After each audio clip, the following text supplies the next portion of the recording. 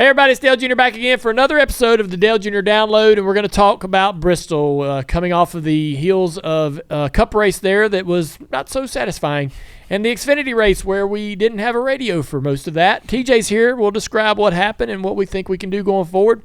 We have a lot of fun today, a lot of good things to talk about, so let's get to it. The following is a production of Dirty Mo Media.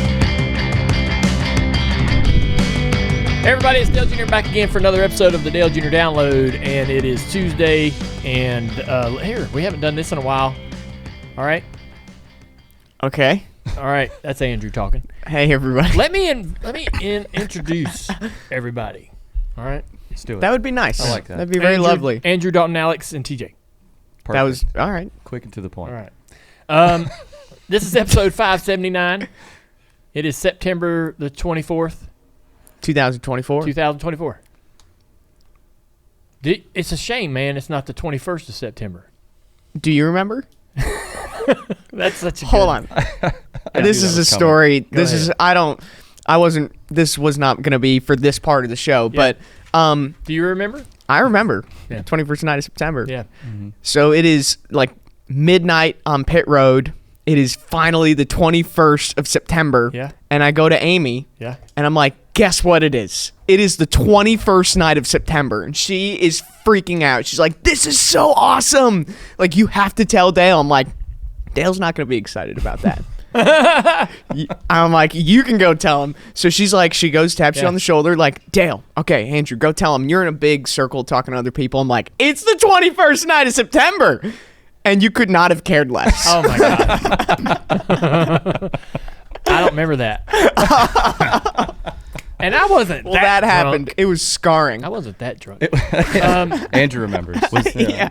That normally means you were really drunk, just so you know. There was a bunch of conversations happening at once. I like that song. It is a good song. Yeah. And I would have appreciated that joke. I've since seen... You didn't. I've since seen people doing something similar on social media, on their Instagrams and whatnot. Mm-hmm. And I can appreciate it. Okay. It's a great song. It is.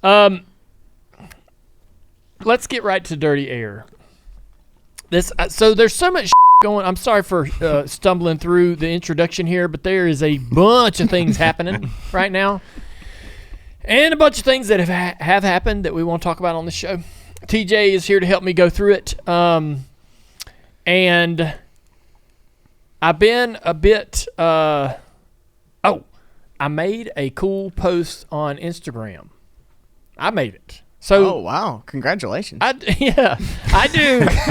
I do like all of my social media, but when a video or a reel gets made, obviously someone produces and creates that for me. I make some of the stuff, but you can obviously tell a massive production quality difference in what I put out personally and what someone has made for me to put out. For example, when we go race the late model stock race or the Xfinity race, a lot of those reels and stuff are created by someone we've hired or our own team, you guys, right? But somebody went fishing on Lake Norman and they fished by my old house. Oh, I did see this. Yeah, and so a buddy of mine, he's a great dude, David. He actually works out on the property, and he's like, "Hey man, fishing by this house. Here it is." And I'm like, I ain't seen that boat house in forever, and I certainly haven't seen it from that point of view from the lake since I was a kid, since I was swimming off the dock. But it's the house that Dad bought in 78. I moved in 81, and I moved out in 92 when I graduated from high school. And Dad, I think, was there through mid-90s. I don't know when he moved all the way out to the farm on Highway 3. But anyways, I spent a decade in this house with Dad and Teresa and Kelly. It hasn't been touched. And I mean, it looks dated. It looks like it did. But anyways, I cut this reel. I put these pictures in the backside of that video of the house, of pictures of me growing up and being around the house. But it's awesome, man. The old pier is just falling apart. I remember Dad sitting on that pier. I remember us fishing off that pier. It's awesome. Those pictures are really cool. Yeah. Yeah. The house looked cool, too. Yeah. Well, if it ever hit the market, I have it. So on my Zillow app, I have it hearted. If it ever hits the market, probably going to have to buy it.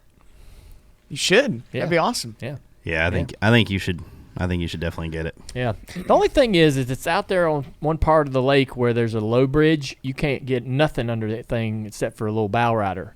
Like you might could get a pontoon under it, but any larger boat, I guess, or a cabin boat, you're not going to get under the bridge. So it sucks because it's just a little pocket of the lake where you're kind of limited on what you can. It's quiet there though, at least. Well, so I don't know if I told you that story where Dad pulled the last time Dad pulled the belt. Did any of y'all get whoopings when you were kids? Yeah. No. Right. Well, No. no. I remember. Andrew. I remember the last time. I remember the last time Dad pulled the belt on me. Oh, yeah. I remember that. Right. We all. If you got whoopings, you remember the last whooping or the last time they were gonna whoop you. Remember them all. I said a cuss word at my buddy's house, and his daddy heard me and sent me home. He told Dad. When Dad got home, Dad comes in the bedroom, starts taking his belt off, and I knew exactly what was coming. And so he messed up and gave a little bit too much room between him and the door. I hit the door and out the front of the house and into this field across the street. And I hid in that field for like 3 hours. My God. And I did not get my ass whooped. And so I avoided You won the war. I avoided the whooping. I was probably like 12 years old or so. I avoided the ass whooping, and I don't think I got one from him after that. So that's how you avoid them. I don't know. Find the nearest field. Yeah. Yeah. I would not have bet that taking off and running and hiding was going to end the ass whoopings, but it did. I would think that would give more. I know it. And so, but now you were saying it's quiet over there, and now there's a big, giant development in that field. This was a big old farm field. I used to fly kites in there and do all kinds of fun stuff, and now it's a big housing development over there. Someone commented in the Instagram post that they live there, and it's still pretty quiet, but not as much as it used to be. But that's right over where the Days of Thunder barn is. It's like 2 miles from that old Days of Thunder barn where they filmed Days of Thunder Yeah. and where the Best Buy and all that is.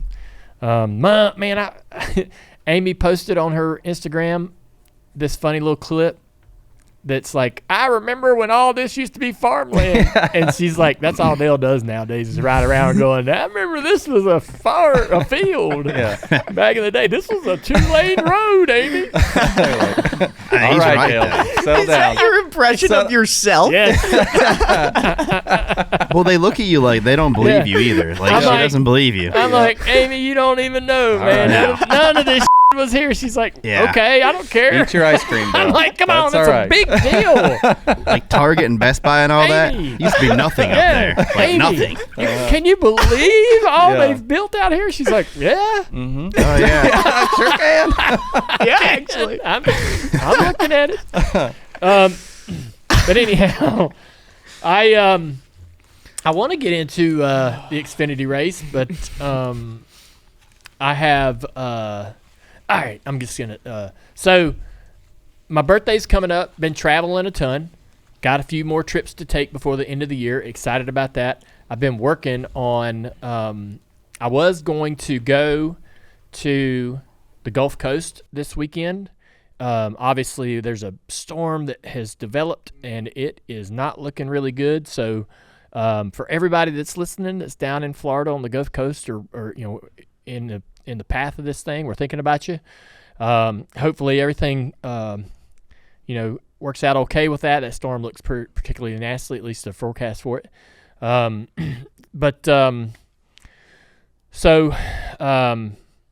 Anyways, just had that on my mind. Wanted to send a note to all the people that are down in the Panhandle and on the Gulf Coast listening on the western coast of Florida. And they've been beat up over the last couple of years with some different storms coming through there, and it looks, especially around the Tampa area where this storm's supposed to go, is kind of worrisome. Before we get into the Xfinity race and cover that, I wanted to thank Tire Pros for sponsoring Dirty Air today. They have been a great partner of ours, and the other day, so when we got Tire Pros as a partner, my mind, I don't know everything about every business that we team up with. I learn over the course of the agreement and the relationship a lot about them, but you don't. I just assumed you'd go there and get your tires, get new tires, get tires rotated. It was a tire store.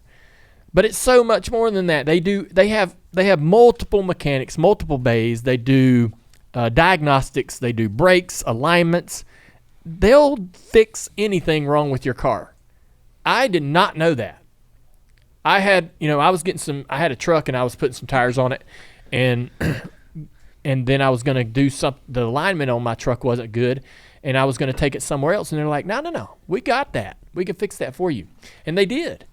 And so the other thing that I think is really awesome about Tire Pros is now they have mobile vans. Mm-hmm. And so I saw one of them in the back behind the shop here. If you're busy like a lot of people and you're working a 9 to 5 or you're 40-hour week or whatever, and you need tires on your car, they can come to you. They'll come out here and put tires on your car in the parking lot. Incredible. It's so convenient. It is. And so give it a try. Go to tirepros.com. You can find a van near you. Change your tires. That convenience is unmatched. Thank you, Tire Pros. And so let's get into the Xfinity race. Let's get into the Xfinity race. And I want to say thank you to Xfinity for being a great partner here at Dirty Mo Media. Xfinity's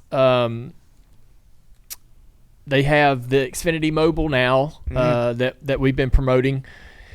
Wi-Fi speeds up to a gig in millions of locations nationwide. The coverage is unmatched, and they'll come through in a clutch, especially now where we're watching basically everything on our phones, and you're wandering around wherever you're at during the day, going with your girl shopping or whatever it is, and you're trying to watch the Cars tour and whatever the hell on Flow. The Xfinity Mobile is going to pull through. They're a proud premier partner of NASCAR and a great partner here at Dirty Mo Media. And they also put so much into this sport, obviously, by doing one of the things that we enjoyed this past weekend, and that's the Xfinity Series race at Bristol. TJ came in and did some spotting for me, and we had an eventful night. But I want to start off by saying I took my Camping World fifth wheel and parked it in the bus lot where we used to park our old bus. My old bus is in Oklahoma getting sold. We are trimming down, get more practical. I love the fifth wheel. Listen, that thing takes a beating going down the road. I took it to Langley this year and drove it around, and we beat the shit out of this thing. We do. I'm sorry. All right, I'm pulling it behind a dually and going through all of the potholes and all kinds of imperfections in the highway, and it's tough. The thing about the fifth wheel that I love that is different for me than the bus is I couldn't work on the bus. I would look at that bus, and I don't know much about the diesel motor, and I don't know much about how it's wired, and it's just so overwhelming. This fifth wheel, I can fix any freaking thing that breaks on this. Anything that happens to the interior, whatever. The systems are easy to understand. I love it. I'm having a great time with that, and my family loves it. We got the bunks in the back. The kids came to the race this weekend, and we were perfectly comfortable. Had a lot of fun. As you could expect, terribly nervous. So nervous. No. We didn't. Dude, so I started getting a little bit nervous, and I cannot help this. And Amy's getting frustrated because she's like, God, dude, you gotta chill out. And so I'm like, Amy, it's not like I can't just pull the fuse and make it go away. And so I'm doing okay. We get to the racetrack, and the curtain rod in the master closet had dislodged itself somehow or another going over a bump or something. It hopped up out of that little cup that it sits in. And I reached back in there and cut my finger on the end of that curtain rod. Is a steel rod that somebody had whacked off, and so I'm sitting there, ain't been there 2 seconds, and my finger is split wide open on the end, my middle finger. And good one. Yeah. Mm-hmm. And so I'm sitting back there, and I'm cursing and cussing, and Amy comes in there, and she's like, what's going on? And I tell the girls are clustering around us right at our ankles. And I'm like, can everybody just get out of here? Just give me some space. And she's like, we've been here 2 seconds and you're already out of your freaking mind. And I was like, I just cut my finger wide open.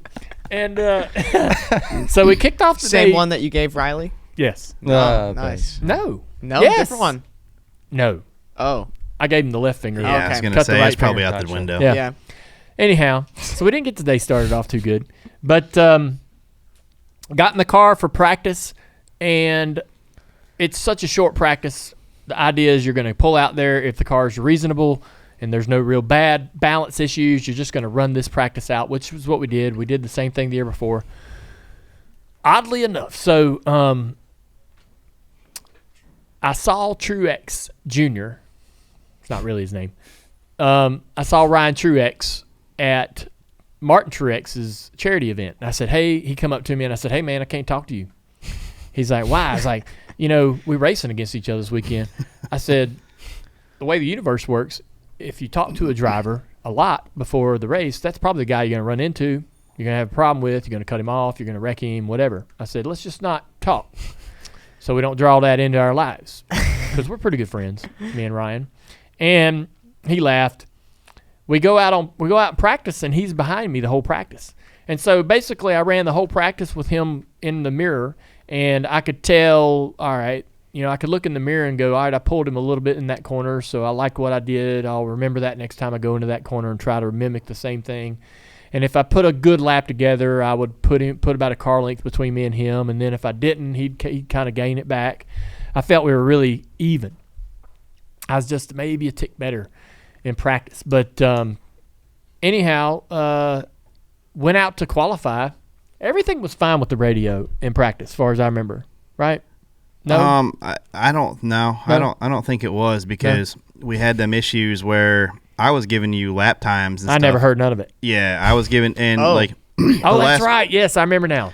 Your last 2 laps were in practice were Really good, ridiculous. Yeah. So I came into the pits, and I do remember y'all were like, I flipped it to 2 or something. Or Yes. I did something in And there. then it showed up. And they were like, hey, okay, now we hear you. Because I was sitting there talking the whole practice, and they couldn't hear me. Yeah. Oh. Yeah, we Wow. couldn't hear him. But I could hear them. I could hear you saying those last 3 laps were really good. Yeah. That's a good lap. 39, 38, 40, Yeah, whatever. they were really fast. So like the opposite problem of the race. Yes. And so I'm like, no big deal. I just didn't have something in there flipped the right way.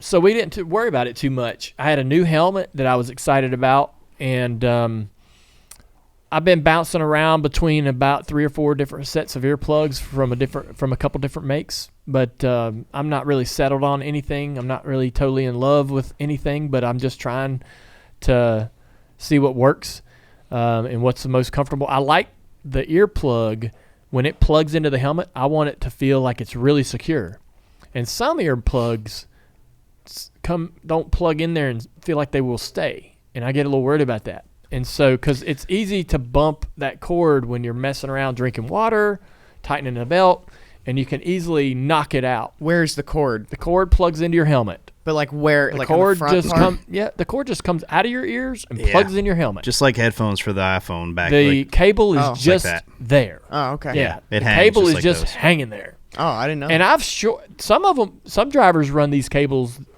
the natural length, which is about a foot. And so there's a lot of dangling down there that could get caught in your hands if you're messing around or trying to tighten your helmet or whatever. So I shortened my cable up really short so it comes out of my ear, runs right under my chin, and runs right into the helmet. So there's not a lot of excess hanging around down there. But, anyways, I want it to securely plug in there really well. Some cables don't. Some don't plug in there good enough for me. So I'm kind of bouncing around, trying some new things this year.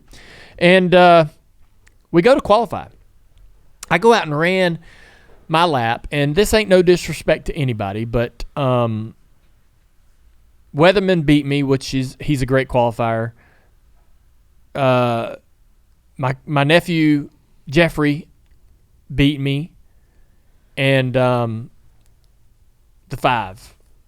Anthony. Anthony, yeah, he beat me too. He ran a really fast lap. So I ran my lap, and I'm like, I don't think this is going to be very good.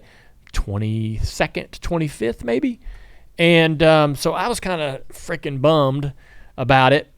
immediately, and that is my Achilles heel, especially at this age.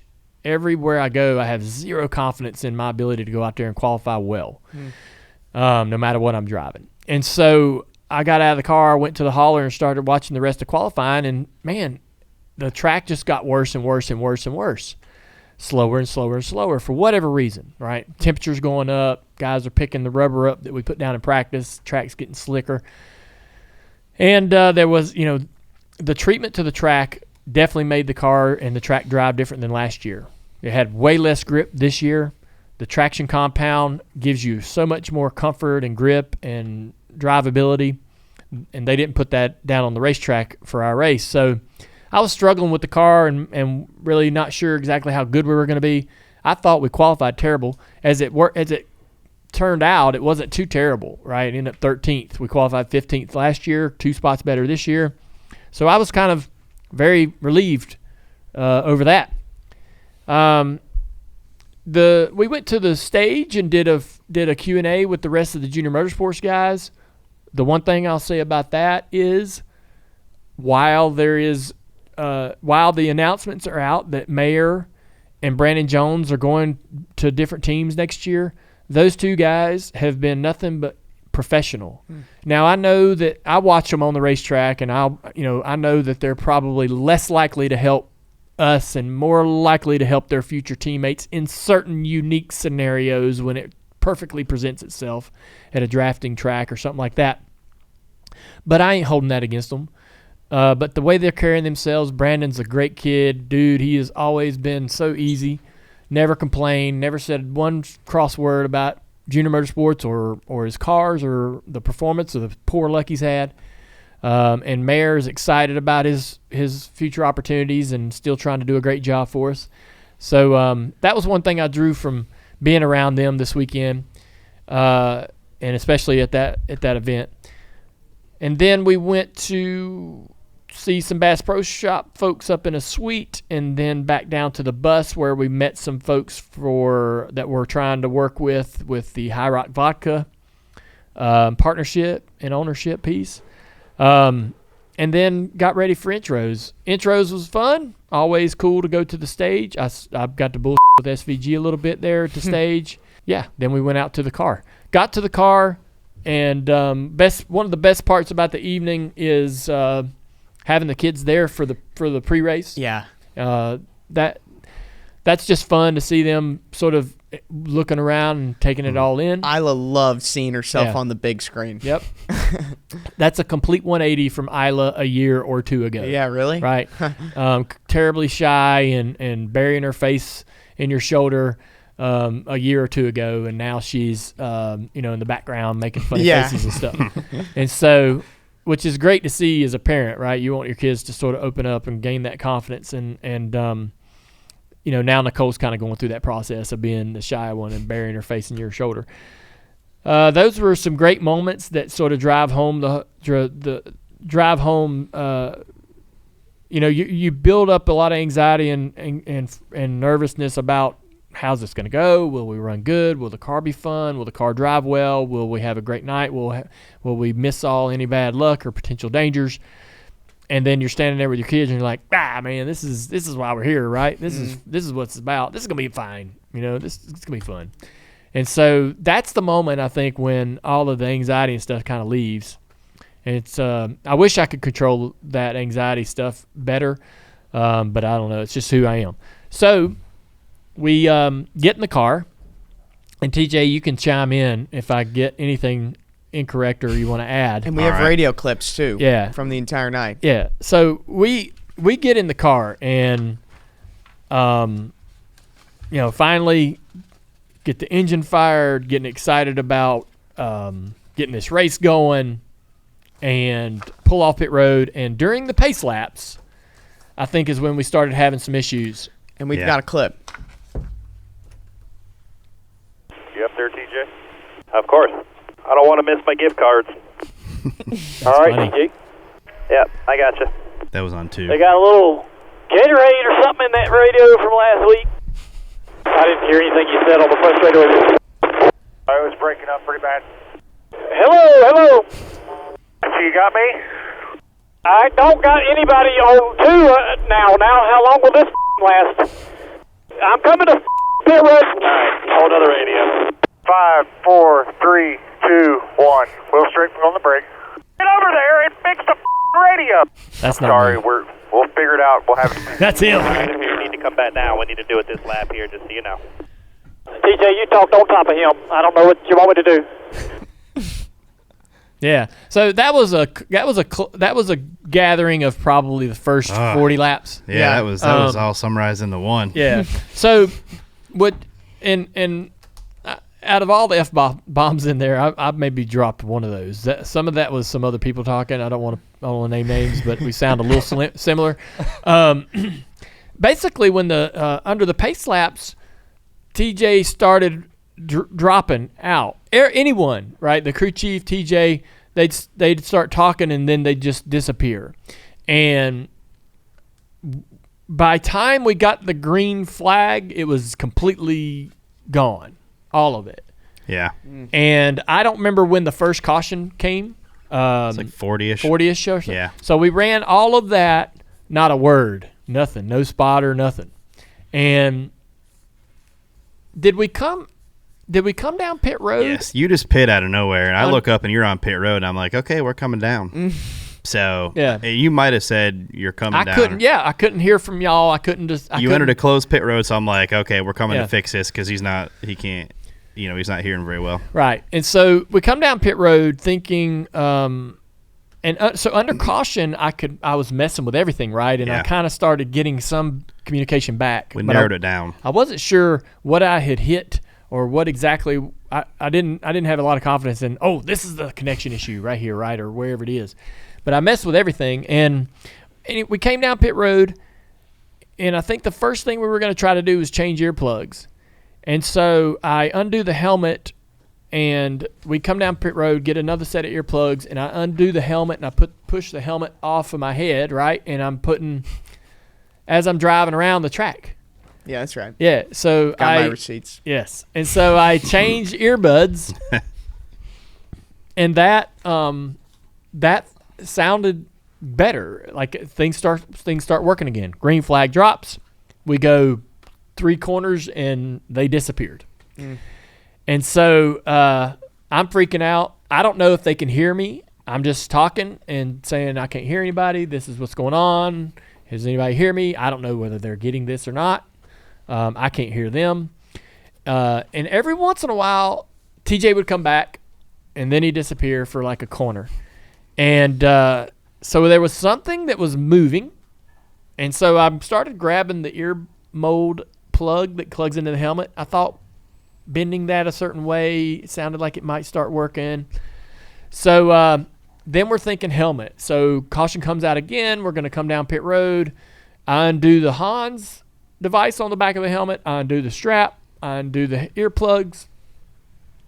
Undo the air inlet on top. Come down pit road. They pull the window net. I give them one helmet. They give me another one. They put the window net up, and we get strapped in, buckled up, get the Hans back on, plug the back in, new helmet. So now we've done ear molds, and then the next caution we did helmet. I ran 4 or 5 laps, and that went okay, and then that stopped working. So it's not the molds, it's not the helmets. They're limited to that. And they were like, we're going to change the harness. And so we come down pit road for the next caution, and this is around lap 80 or so, maybe 110. Yeah, probably around there. And they give me a radio, and it has a cord, one single cord coming off of it that plugs. It's about 1.5 feet long that plugs into the helmet, and then there's a little button, push to talk, that has a clip, and it's what the crew chiefs use to put. They clip it to their belt, and then they just reach down at their hip and mash the button to talk on the radio. And so now that's how I'm going to communicate. They plug that in, and they stuck that down somewhere beside me, and that was working. I could adjust volume. I clipped the button on my chest, and I could talk to TJ under caution during the driving. Under green flag laps, I couldn't push the button, and the button on the wheel is no longer in play. Yeah. All right, thanks for that hustle. Sorry. New helmet. Doesn't work. It's all good. You're all set now. You were top 4 car that whole time. You're going to go wear their ass out now. All right, I got it. I won't be talking to you, TJ. It'll be hard for me to respond. Push the talks on the chest now. So just tell me where to go. I appreciate y'all's patience on all that. I don't know if you can hear me. I was hoping you could. I ran that whole first run with nothing. Don't know what that says about TJ, but appreciate everybody's help, getting everything going. Here we are. We can run this thing out. Hey, that was pretty damn impressive. TJ's career might have to give up some money now. I'll admit, I was wishing I had him the whole time, that I didn't, but trying not to screw it up so he couldn't take advantage of that. I wouldn't. I was waiting. I was doing some of my best work. I was. Some of my best work. I could tell he couldn't. I knew he couldn't hear me because when I was clearing him, normally when you're spotting and you clear, they move right away. And I was clearing him, and there was like, I'm not going to move yet. I'm going to get another car length and look before I'm sure. I heard you going like clear, clear, clear, clear, clear, clear, Also, clear. I was, and I don't know if you obviously didn't hear it, but I didn't know what you could hear, so I was like saying it like 5 more times just in case one of them got in there. You heard Very one smart. of them? I like that.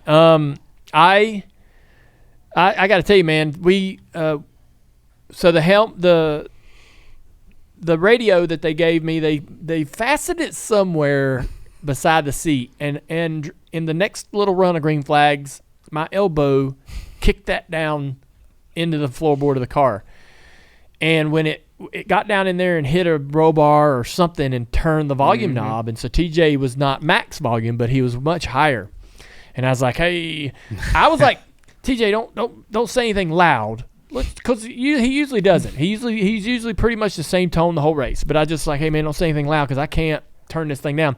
I was afraid to grab the cord and start pulling it to get the radio back. It might unplug.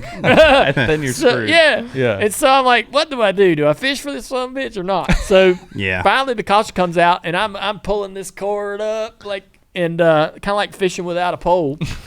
And finally, here comes the radio. Oh, and I got the radio, and they're talking to me. What do you need? What'd you car? I'm like, I'm like, how do you turn it down? Yeah, I'm like, I'm working in it. I'm working for him. Yeah. And I'm like, where can I put this damn thing? So I can't. I tried to mess with the clip. The clip fell off the back of it. I'm like, what the? And there's no pocket or anywhere to put this. I can't put it in my lap. Finally, I stuck it in the water bottle. There's a water bottle holder in the middle of the car. The water bottle just come out. I just took the water bottle, and it just fell out of my hand. It ended up in the floorboard somewhere. And I set the radio down in there, and then we were fine.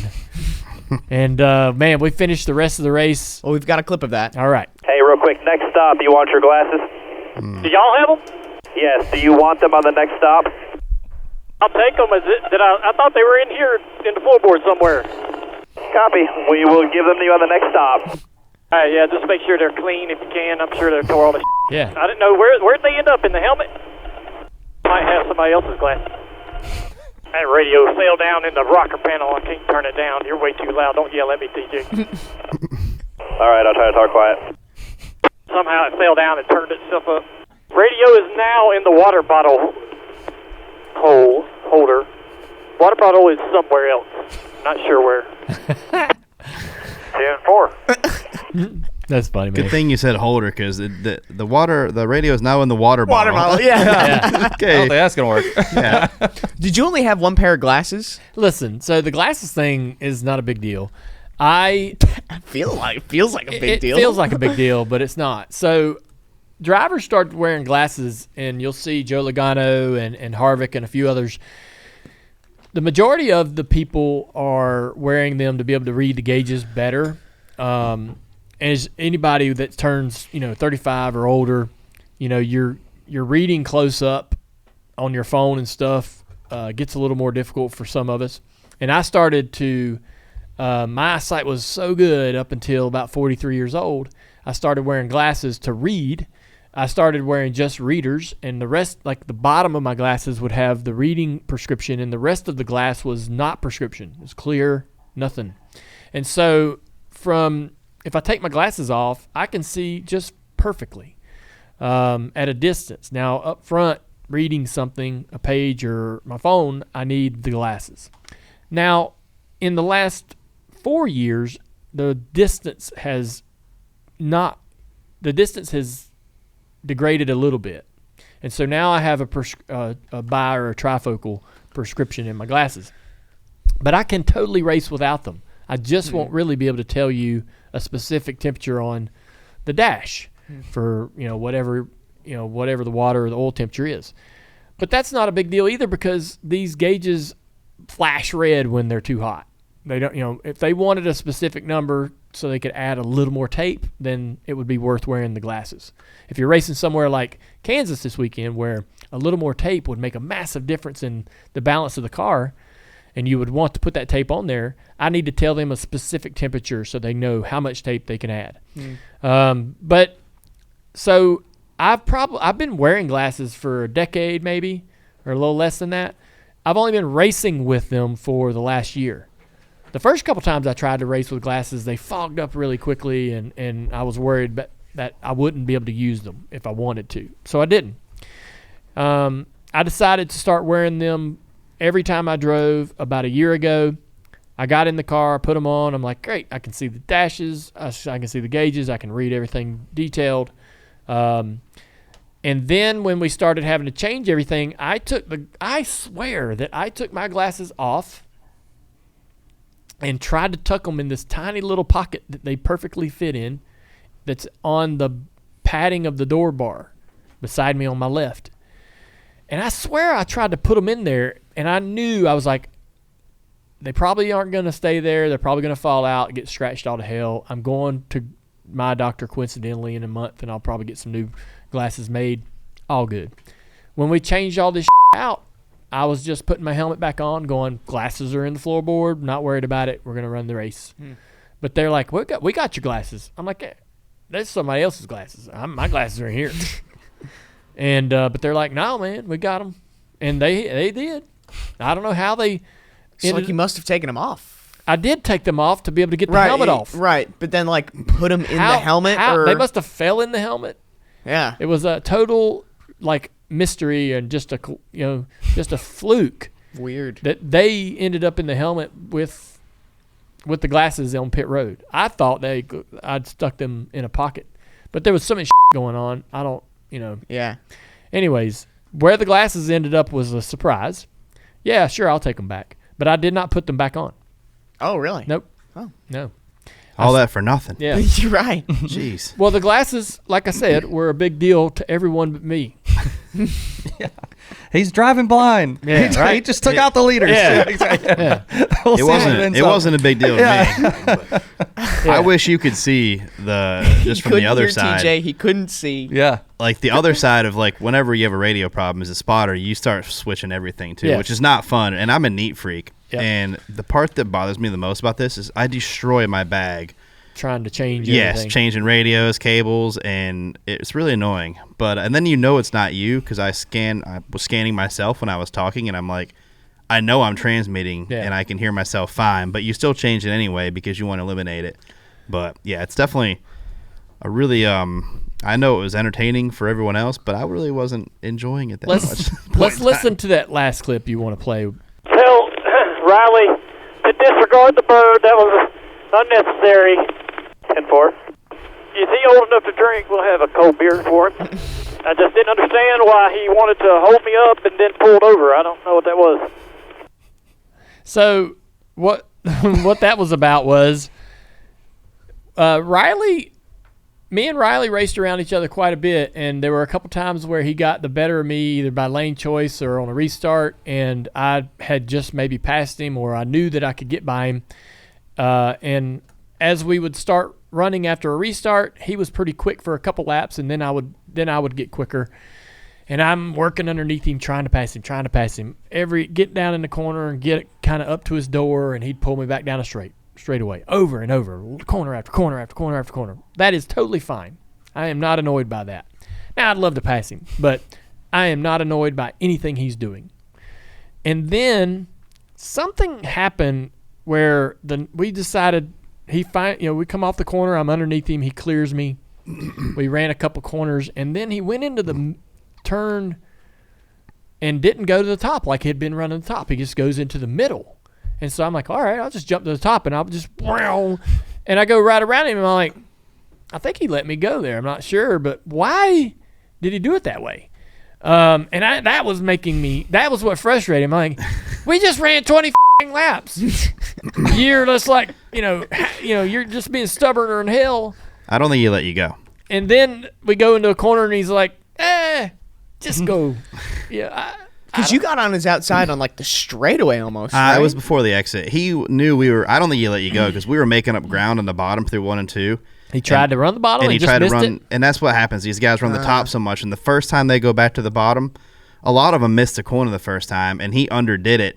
And then he just flung around the top real quick, and I laughed whenever he got out there, and I'm like, it's inside. I was so mad. It was like just a flash of like, you but I'll have a beer for you. Yeah. And then I was, a couple corners later, I'm like, it's fine.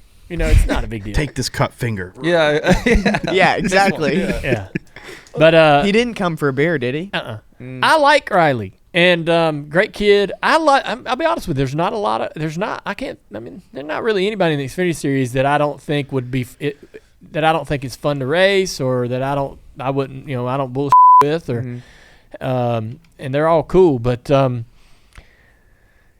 was just like, oh man, when we were racing and I was trying to get by him, I'm also watching the cars in front of us just kind of inch away, and I'm thinking, man, if you were going to let me go after all that, you could have let me go earlier, and then might have a chance to kind of race those guys that have drove away from us.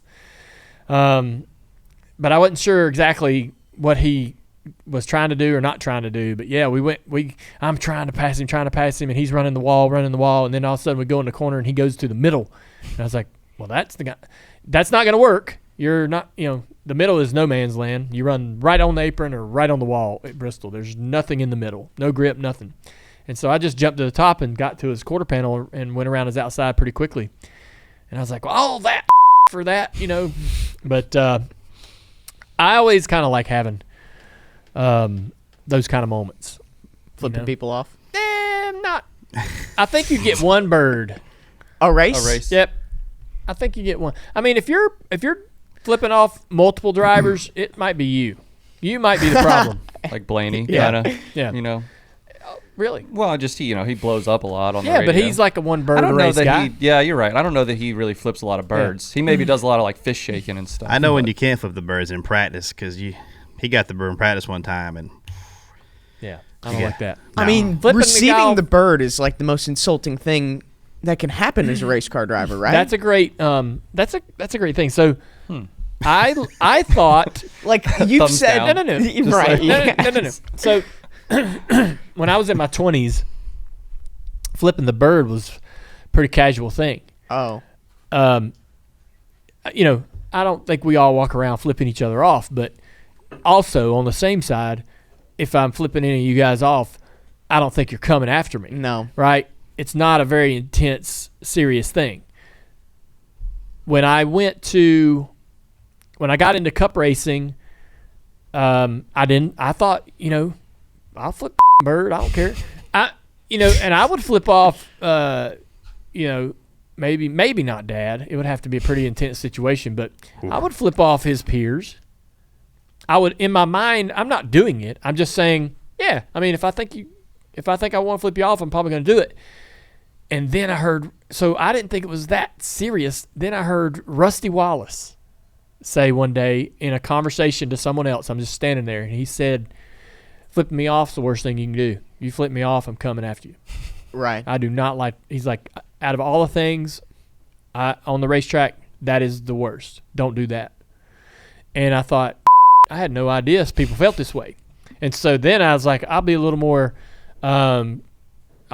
strategic. And so since then, thanks to Rusty, this veteran, even just eavesdropping in on a conversation he might be having at driver's intro, I am now a smarter, better race car driver. And so I'm not just going out there going, F you, and getting myself a terrible reputation with my peers. And so, I think you get one bird a race, And if you don't use it, don't use it. But if you do, that's the one bird. So since you only have one bird a race, you got to be, hey, is this moment worth using it?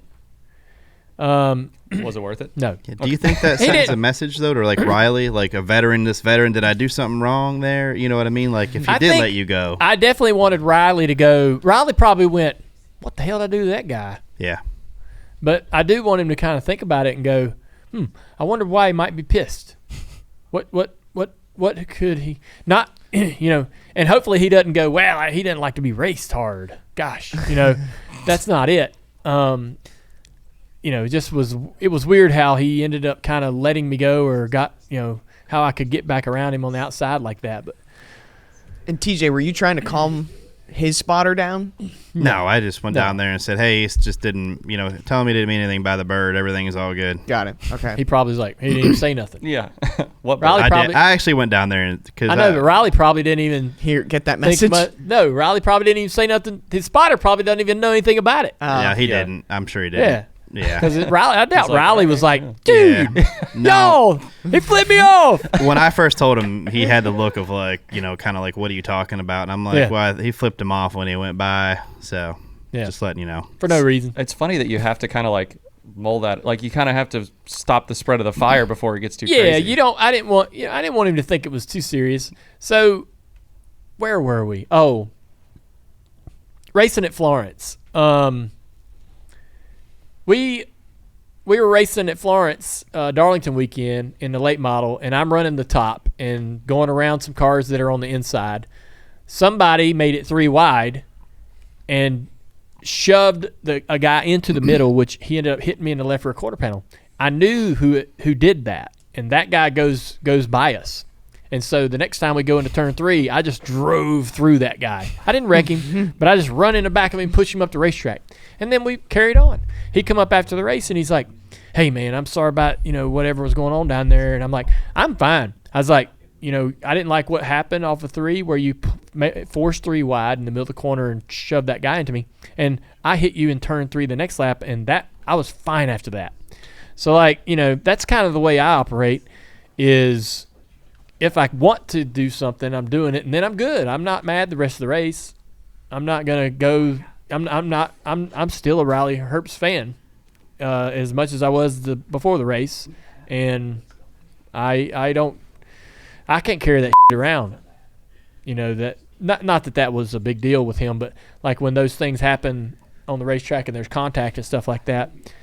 I don't know. Depends. If the guy's needling you, like Kyle Busch, right? He will needle you in the media and all that stuff. It's like, I'm going to have to do something next time I get a chance because you're putting me in a situation where I can't let this go all those years ago in 2008. And so, but other drivers, you'll quickly sort it out. But anyways, that was fun. That was a fun little moment. We got a last clip, the checker flag clip. Yep.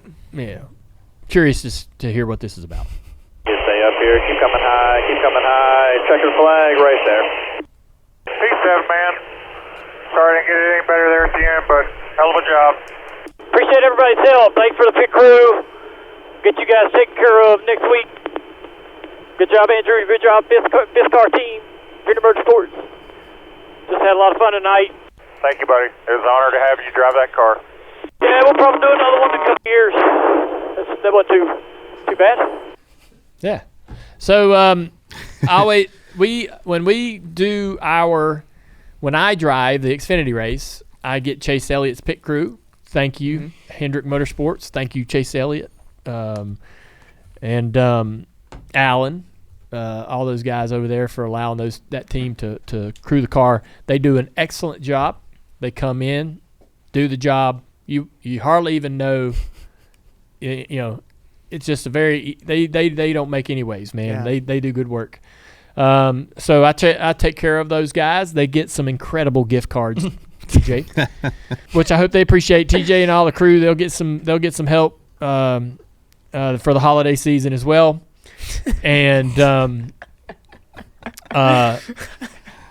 was just thankful. When you come in, the 5th car, we've run it a lot more this year, the 5th car at Junior Motorsports. So it's getting to be a little more understandable it really spreads us thin. It's hard for the company, but that now that we're doing it more often, we're understanding how to make it not be such a detriment to anything else going on in the building, because it's a lot. We don't bring in more people, we don't hire more people to run it.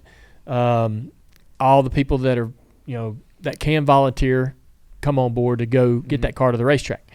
So just thankful for that, because it's hard to get 4 cars running fast, much less 5. And that 5th car, that 88, has been it's been a winning car about every damn time it's went to the racetrack. Good. Yeah. Yeah, I talked to Andrew Overstreet after the race. He's like, we're a championship winning team. People just don't know it yet. Yeah, that's a good attitude. Cool. Andrew is the crew chief on that car. He is absolutely confident, as he should be. And you said you'll do another one in a few years? I'm not going to say – so everybody was like, is this your last one? I'm like, I don't have any plans. I like it that way. If I want to run one, I will. If I don't, I won't. Right now, there's nothing on the schedule for next year. But I know, knowing me, I'm probably going to go, man, I missed running. When 25's over with, actually, when I'm done broadcasting – and NBC finishes out the year, I'll probably be sitting there going, I should have ran a race. I should have ran one of these. Darn it, And then I'll probably go to Kelly and LW and say, hey, let's find one for 2026. And I'll get nervous all over again. And Bristol's the pick.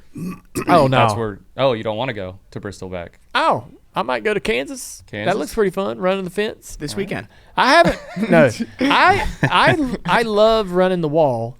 And that's why I went to Homestead a couple times in the last couple of years. So Kansas, you definitely run the fence. That was a fun one back in the day for me. I remember the last several times we raced there. So, yeah. I mean, I don't know. It's just we're just talking. Speculation. Right. Yeah. I think you'll run.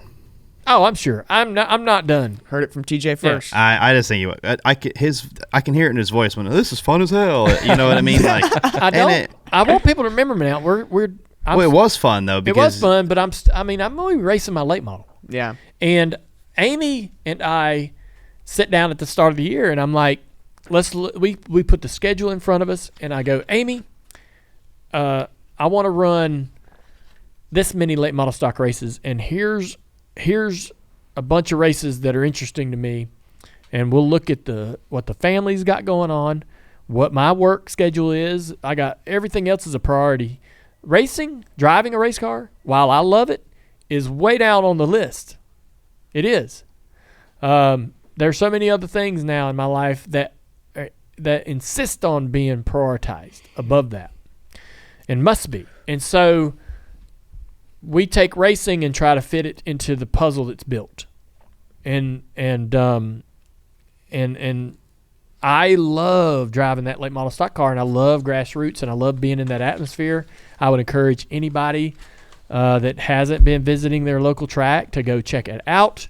It is fun. It is the true love and passion for motorsports is alive and well at the local short track, and especially if you find yourself an opportunity to be involved with a team or helping someone that's racing or driving yourself. So I want to focus as much that if I'm prioritizing driving, I prioritize racing my late model over driving that Xfinity car. For me, that's a selfish thing, whatever. But I want to drive that car more, and if giving up an Xfinity race gets me another late model race, I'm gonna do that if I can, right? But if somebody walked in here tomorrow, the phone rang and said, hey, we want Dale to drive an Xfinity race, and we'll sponsor one of the other 4 cars for a package deal, 5 or 10 races, we're doing that. We are doing that. That is going to check the box, and I'm back at the racetrack in the Xfinity car. But until that happens, I'm going to mess with this late model stock car.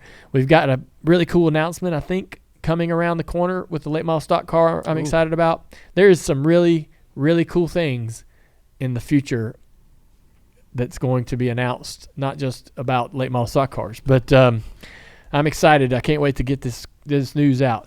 One of the things that we did is when the race was over, as we like to do, is we get crush a couple beers.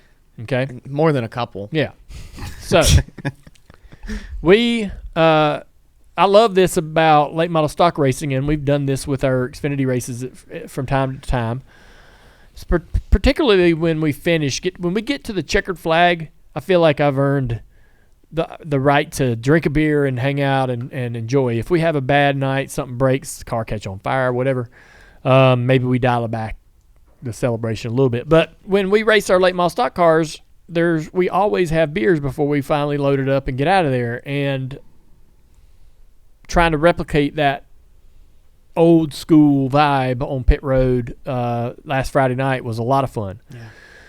All you guys were down there. Amy and some of the High Rock Vodka folks come down from the suite. Yep. And we had a cooler of beer ready to go that we had planned to have. We drank that in 15, 20 minutes. It did not take long. No. So, there were other people around. We signed autographs for fans that were sitting there. Some of those people wanted beer. We shared some of our beer. And then Marcus Smith, owner of the racetrack, comes over. No. Tim Duggar came first. Tim Duggar came. He came with the next shipment of beer. Tim Duggar came with a case of Natural Light. It was like a backpack. Yep. Yeah. Yeah. We had Budweiser and Michelob, and then he came with some Natty Lights, and then Marcus came with a big giant barrel of Busch Light. And we drank all of it. We drank all this beer. But there's about a dozen to 20 of us. Yeah. And it was about every 20 to 30 minutes we a were needing more new beer. shipment from somebody on a golf cart or it was never the same case. It was never the same. It was just people Random. were finding beer. Yeah, they were going and getting it from somewhere. Even later, Marcus grabbed pulled pork sandwiches from the concession stand. He did. And brought them down. And we ate those. Yeah, it was just like we were being taken care of. I took Amy over to turn 1 and 2 and it's like, walk up this banking, honey. I want you to go all the way to the top with me and sit at the wall and just really appreciate how steep this is, because you can't appreciate it from any other perspective. So we walk up there and we sat down next to the wall. We're right in the middle of turn 1 and 2. And I was showing her how the rubber builds up on the racetrack, and we try to avoid that. We try to straddle the rubber that's building up. And you could peel the rubber off like a sticker. And she's sitting there pulling it off. And then everybody come up there, about 20 of us or so. We took a big picture and fun documenting the night. But we stayed up till about 2 o'clock in the morning, hanging around on the racetrack and just laughing and joking with each other. We went back over to the fifth wheel from Camping World and drank till about 4 in the morning. I didn't have that endurance. You didn't? No. I was getting texts throughout this time. I was kind of jealous that I didn't go, but Saturday was You had to work. Saturday was a big day. Yeah. But I didn't. Did you see the video of Duggar getting down the banking? Yes, of course. I didn't want to leave that go. I'm sorry, I could not. I didn't put that out in the universe, Duggar. Somebody did. I did not, because I wasn't there. But yeah, Duggar couldn't get down the banking. Duggar went up there in his boots. Yeah, didn't he take his shoes off? And he had to take his boots off to come down. And he had to be helped by 2 people. Sounds like an amazing night. It's pretty hilarious. funny. It is pretty funny. And then we had every hauler honk there. No, and that's the 7 hauler here at Junior Motorsports has the train whistle. Yeah, train horn. And that thing ran out. It went for he laid on it. 90 seconds, maybe longer. Good Lord. That looks like a it was bunch of blast. kids. Look at you kids all getting the trucks. You missed it. I know. Yep. I know. I'm jealous. I was upset. I was awesome. It was awesome to see the pictures, but I was like, man, I want to be there. I'll say this, no joke. That was probably the coolest thing I've ever done at a race. Swear to God. Well, listen. Like, it was so wholesome. Like, it was just living in the moment. No one ever does this, and I don't understand why. I don't either. So, I mean, look, I was just like all the other guys back in the day when I was racing in the Cup Series. Race is over, you're getting your ass out of there. Yeah. And I don't know why we didn't hang around. I don't know why we didn't crack a beer and just take our time leaving. But I'm telling you, it's the way it should be, and it's certainly the most enjoyable way. Now, certainly, if you don't run well, you're not happy. But when you run top 10, might be better if you don't run good and have one. I always did run good when I crack beers during the week. When I tried to sustain from that, I always ran crappy because I had all this built-up anxiety and it blew some steam. Before we move on to the Cup race, I want to thank Xfinity again for the recap of the Xfinity Series race. Xfinity Mobile Customers now get exclusive access to Wi-Fi speeds up to 1 gig in millions of locations nationwide. This service is going to come through in a clutch. Take NASCAR on the go with Xfinity Mobile.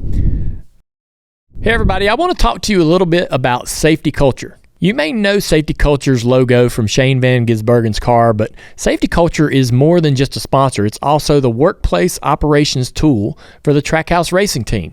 And what does that actually mean? Well, the team uses Safety Culture's app to manage everything from pre-race inspections on the car to assembly checks, and they even do some of their training on the app. Every race team has an incredible amount of individuals that maybe don't even travel to the racetrack, work back at the shop, that are a big part of the success of that race team, preparing cars, getting them ready to go to the racetrack and run these races and try to win checkered flags and ultimately championships. No matter what you're trying to achieve, no one has time to waste. From construction sites to factory floors, Safety Culture is designed to drive improvements not just in safety, but broadly across quality and efficiency too. Are you ready to put your workplace in the pole position? Well, head to safetyculture.com/SVG. Going to the Bristol Cup race, not a good night. Not a good night for anybody, except for Larson. The good pole race from Jeff Gluck, 27.2, the worst Bristol race recorded. I think people were just, have had enough. Of the short track package? Yeah, of the short track. We're going to get to this. So, first things first, the track did not get the same treatment as it had in the past. They'd been putting PJ1 down, which had fallen out of favor at a lot of racetracks where it had been used, but it was still checking the box at Bristol. I ran on it last year. I loved it. I used it specifically to have a car that could lead laps and run around the bottom and be very competitive, even against the cars that ran the top of the racetrack. I loved the bottom of the racetrack with that PJ1 down there a year ago. This year they came back and did not put the PJ1 down, and they put some resin on the racetrack, which has had favorable results at other facilities, even at Nashville Superspeedway, which is a concrete track as well. So they're thinking, hey, PJ1's kind of fallen out of favor mostly everywhere. Resin has had some reasonable results. Let's try that. The track, as I mentioned, had less grip. The tires had a harder time getting a hold of that concrete. The car was not as comfortable.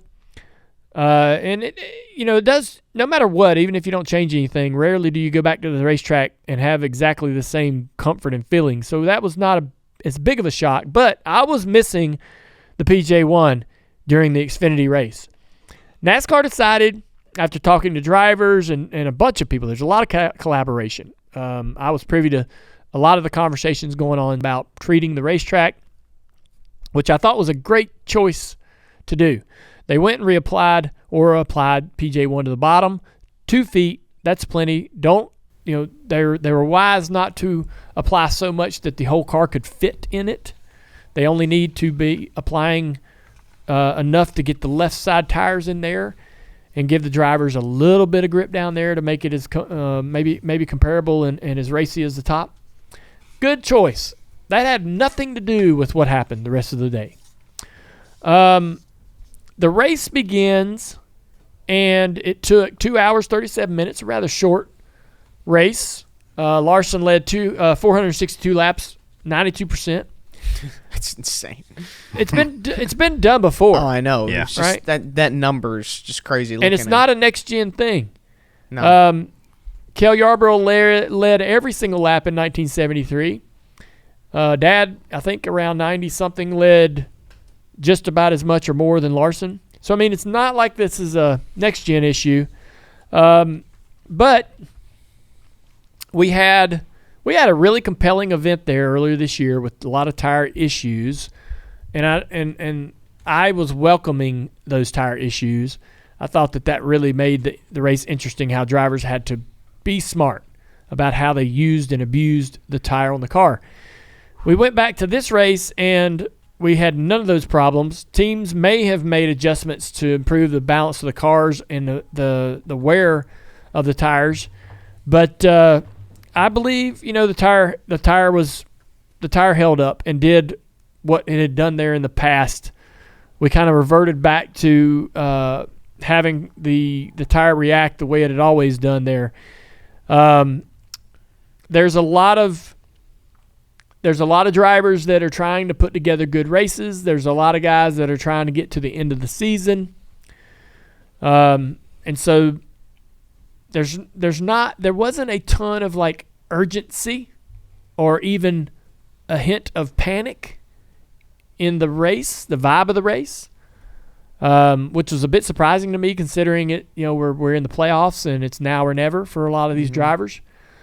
But again, we watched it over and over and I noticed this, so the track had less grip in the Xfinity car, and I believe that was also the case for the Cup guys, and the trucks even were a little slower.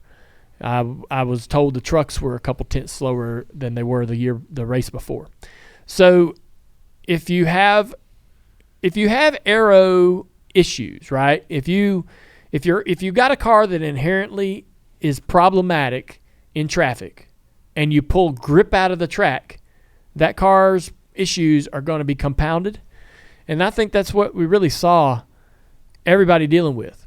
You could be as fast as you wanted to be, but if you ran somebody down, you weren't going to pass them, or you're going to struggle to pass them because you would lose so much of your downforce and grip in the car that now it's almost nearly impossible to get around the car that you've caught.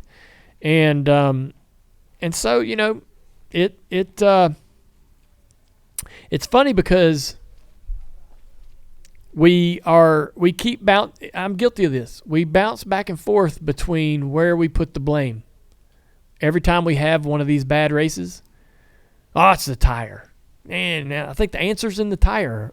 And then the next week, it's a car thing. Like, Denny made the case this week on his show that it's the car. And so no one's wrong, but I'm going to say this. That race car is a sports car.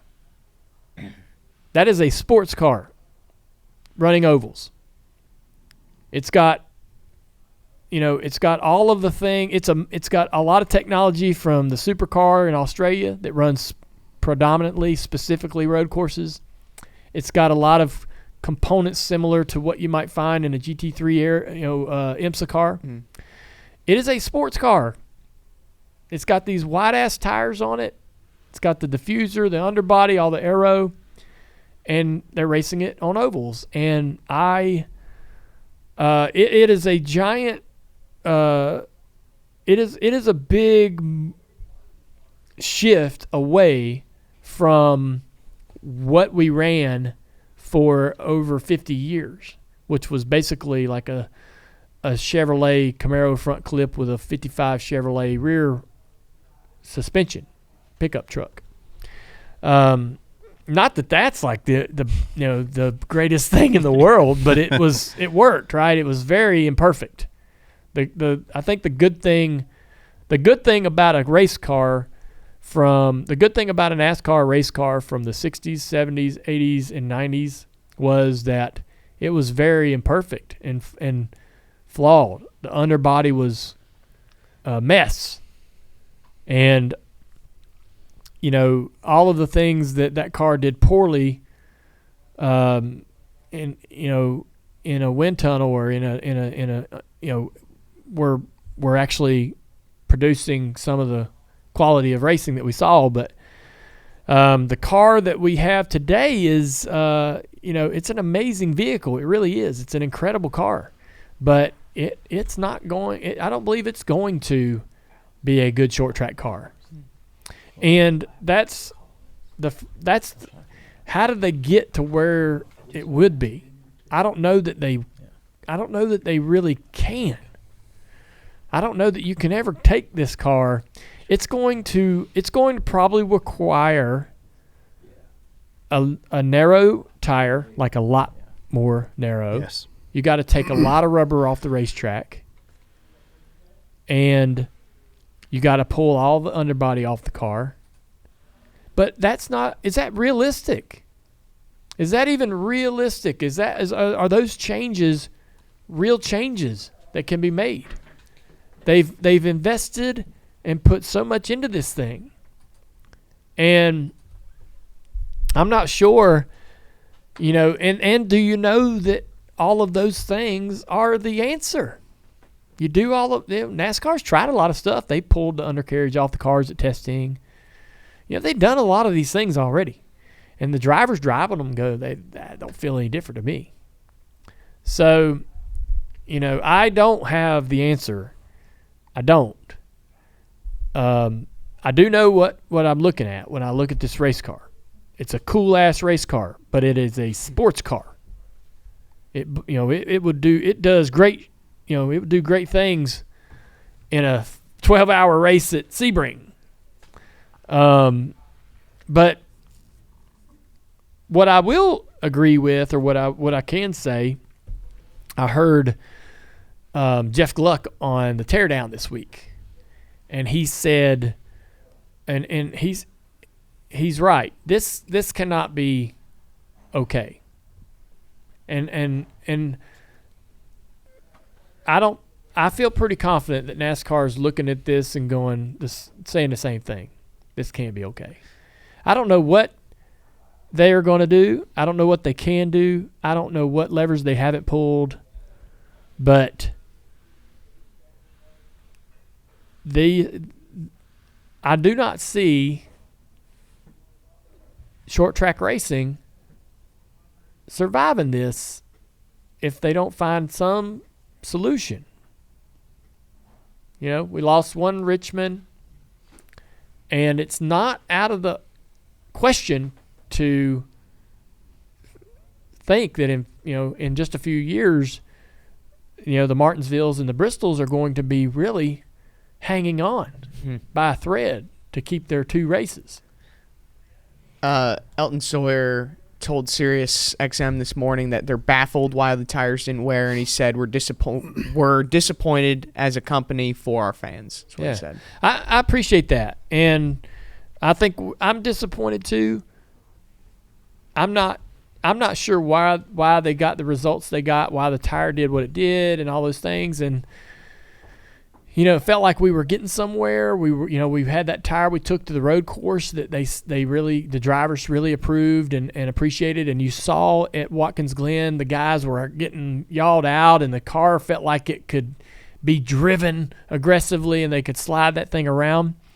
And you're like, okay, they're getting aggressive, and we're making some gains. And then we have this weekend, and you're like, what in the hell is that? And I don't know that they have the answers, right? That's what's frustrating is they I don't know that they know why it reacted the way it did this weekend and why we had the race we had.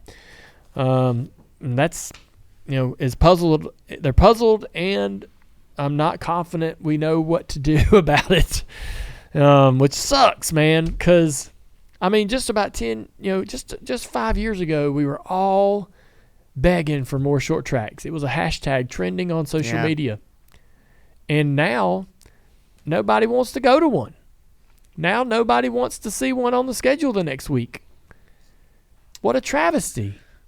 So I will say, we went for the truck race, the spring race. Everybody ran the bottom. You could not move up. And we go there this race, right in the beginning of the run. 20 laps in the run, they're running the top. Yeah. In the spring race, if you got off the bottom, you were getting trained. Yep. So, and it was the same tire as well. So, what was different? Why is it raced so different? I don't know the answer, but I don't know how you go from that. And that was just 4 or 5 months ago. Yeah. How long? I know, it's crazy, man. And I'm telling you, I don't know that it's. This is another thing. Okay, every solution is probably going to cost somebody some money, and every solution is just a guess. Who's going to be the one willing to take the hit? Is it Marcus Smith?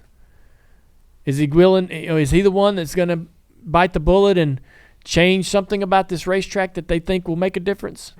Is it simply putting PJ1 back down in the bottom?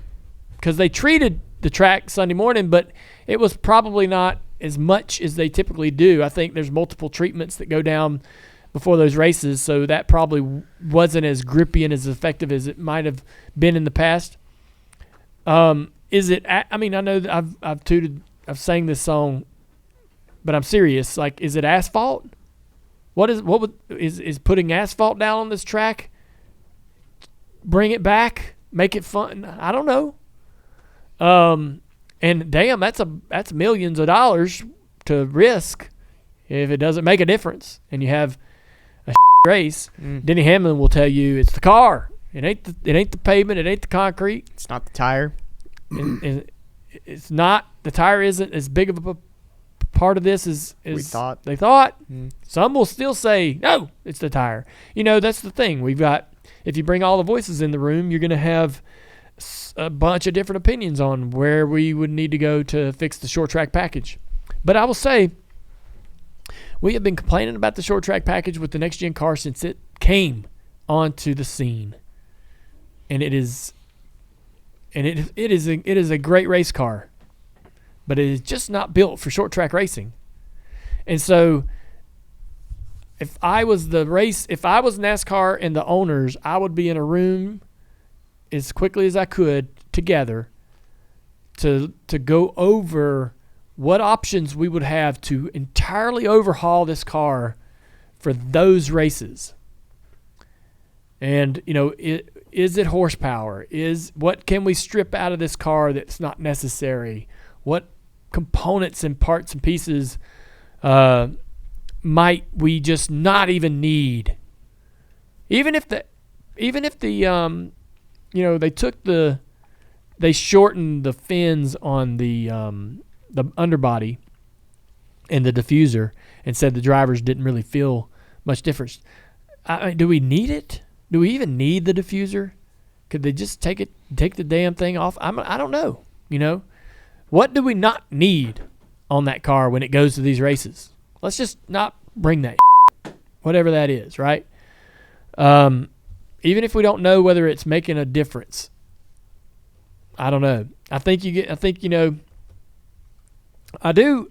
feel like that the diffuser to me is one thing that stands out, because all of these cars, the way those cars are built now with the air channeled underneath to the back, it is,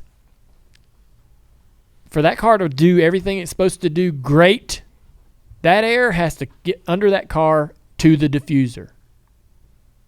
And if you got something in front of it, such as another car, it's starving that air, and that air is not getting to the diffuser, and then therefore you're not having as much downforce and grip. I don't love that. I don't love that being in our building. I don't love that being part of our DNA. Right? When I see a diffuser, I think sports car. I don't think NASCAR. I don't think stock car.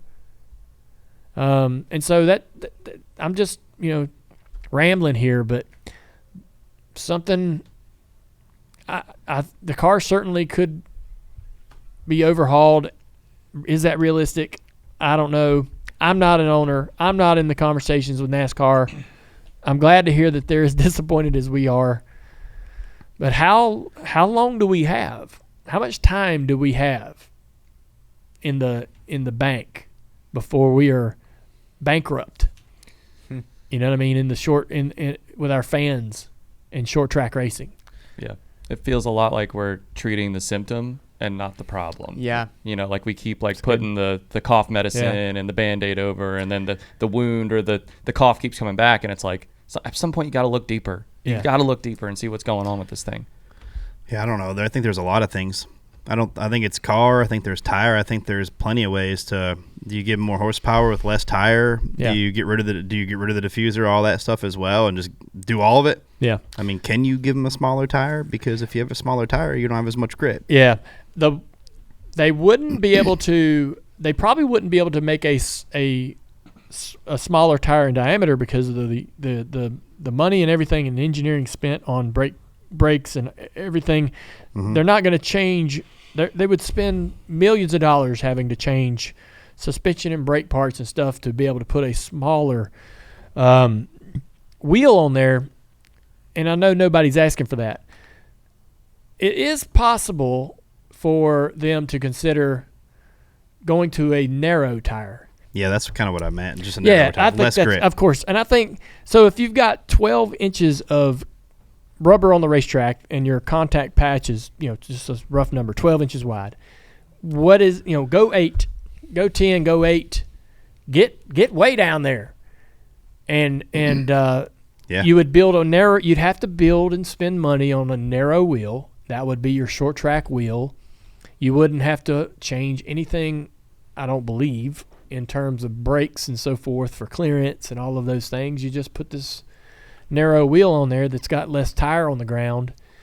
And, or, I don't know if this would work either. NASCAR could run a treaded tire that basically goes on the same wheel you have today, and it would just have less rubber on the track. It would be a grooved tire.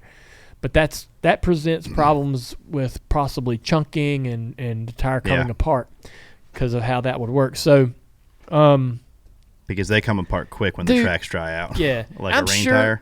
Yeah. I'm sure that this has already been discussed. Right? We're not sitting here saying anything that NASCAR and Goodyear hadn't already contemplated. But gosh, I implore that they may do something soon. And not that, if they might have an idea of what direction we could go. Because, again, I don't know how much more we've got before if we have more of this, right? How's Marcus going to get people to come buy tickets next year after this? 27.2% favorable poll. After the last race, too. Yeah. Worse than the dirt races. The last race got all of our hopes up so high for this race. So high. The bar was so high. And the campgrounds, there was a lot of people at this race. Yeah. Like, it was awesome. It was really cool to see. So I hope we can figure it out because I want these people to keep wanting to come back to these tracks. Jeff Gluck, he mentioned during the race, like, Truex was one of the fastest cars all night. Then he gets mired back in dirty air. Can't do anything. That's right. He ended up getting eliminated too. And I love the fact of bringing the driver back into the play a little bit, where you have to manage your car a little bit, where you have to do that, because the spring race, the guys that excelled have experience in doing that. In previous versions of the Cup car, when they first got into the Cup Series, they had to do that, right?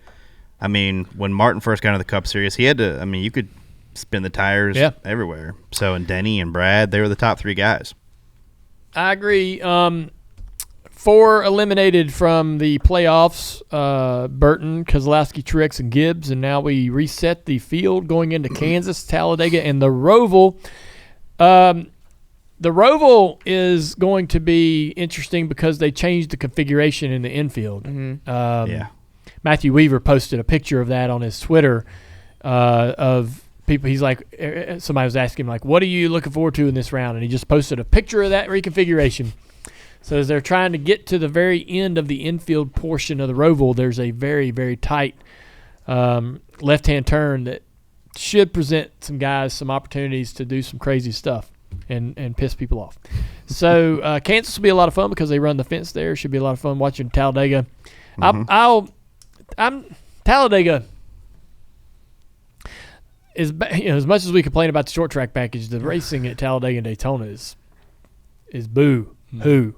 Crap. Yeah. So, I thought Daytona was better this time around than it was before, because we ran hard. Yeah, they stopped racing. Barry and them told me, they were like, we're not saving gas. We're just going to go hard. Yep. If we can get that at Talladega, we'll have a great race. Yeah. If they're saving fuel, they're running side by side, 2x2, and everybody's sitting still. Yeah. No, I don't want to watch it. Nope. All right. So, hopefully the drivers will go there and hammer down and drive and make some moves. All right. I was worried about Daytona being that way, not being, kind of. These crew chiefs need to turn them loose. Do you think eliminating the stop for stages at plate races could answer? They just need to say, hey, man, go lead every lap. Try everything you can to try to lead every lap. That was always producing some pretty exciting stuff at Talladega. Like a bonus or something. Tell Brad to stop being an old man out there. Well, I mean, I feel like riding around in line. I feel like we were in pretty good position when the first Talladega race this year. Well, I want you to. You were. Yeah, but you bored the shit out of me for 90% of that race. Damn it, TJ. To put yourself in that situation. Yeah. Well, don't you lead every lap, TJ? Come on. I would. Yeah.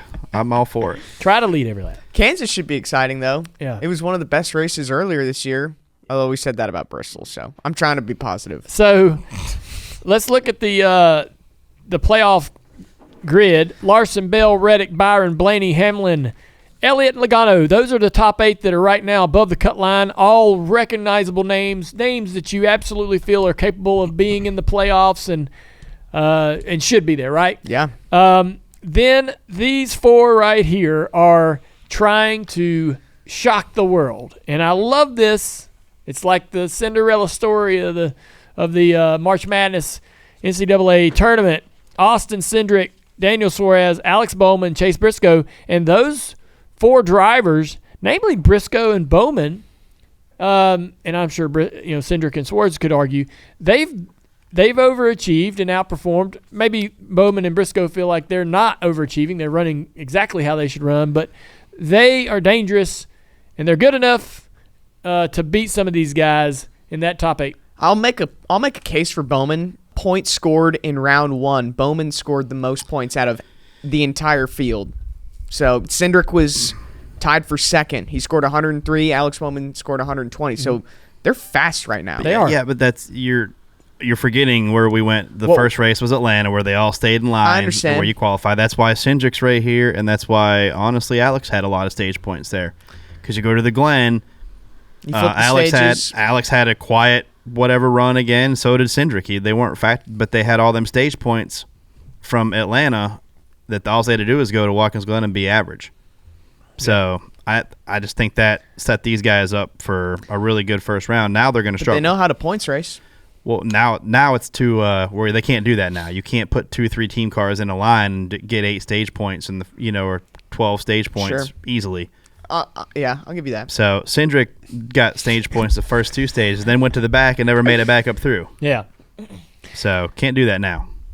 It's going to be interesting, and I see these 4, Cindric, Suarez, Bowman, and Briscoe. I see these 4 still trying to muddy the waters a little bit. For sure. And 1 or 2 of them may bust through and be able to get through this round. Who doesn't then? Like looking at these top 8, is it like the 11? Is it the 22? Like those are the Denny's 2 that definitely going to have to turn his luck around. I agree. And his strategy, right? I mean, we give him a hard time, but his kind of slow play of this first round was dangerously close to knocking him out of the playoffs altogether. I think you see the exact opposite of that. I think he goes to Kansas, Flips it and just runs I hard. mean, the blisters Toyota's field. really good Yeah. at Kansas. And that's not me trying to say I think he'll do well, but I just think they're going to run super fast, like all the Toyotas are. So then you have Talladega, where he's it's flip-flopping. He had Atlanta first, where he's like, I'm going to hang out towards the back, maybe see if I can war of attrition here, right? Yeah. Total opposite. He's going to he try goes and get for as it. many points as he can at Kansas with Talladega looming, Yeah. Well, Cindric and Suarez, while there's not good stats to back it up, could be competitive at the Roval.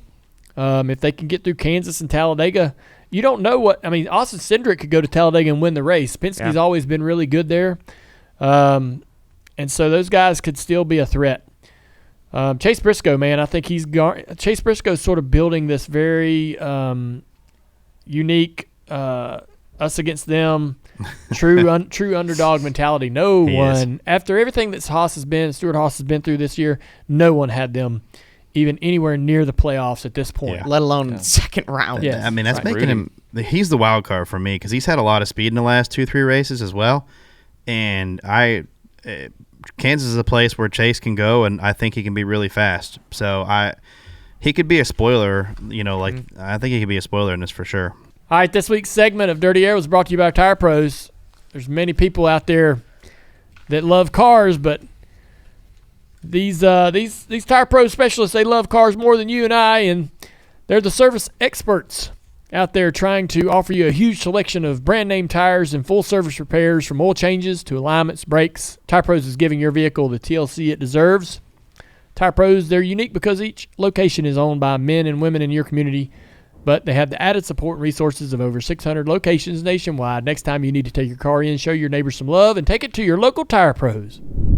Hey, NFL fans, you can start the season with a big return on FanDuel, America's #1 sports book. So when you get a hunch in the middle of the game, you can check out the latest stats, view live play-by-play, and so much more on the same page where you place your bets. You'll get started with $200 in bonus bets guaranteed when you place your first $5 bet. That's FanDuel.com/Dale. Never waste a hunch and make every moment more with FanDuel, the official sportsbook partner of NASCAR. 21 plus and present in North Carolina. First online real money wager only. $5 first deposit required. Bonus issued as non-withdrawable bonus bets, which expire 7 days after receipt. Restrictions apply. See terms at sportsbook.fanduel.com. Gambling problem? Call 877-718-5543 or visit morethanagame.nc.gov. The Commanders won last night. Big deal. Monday Night Football.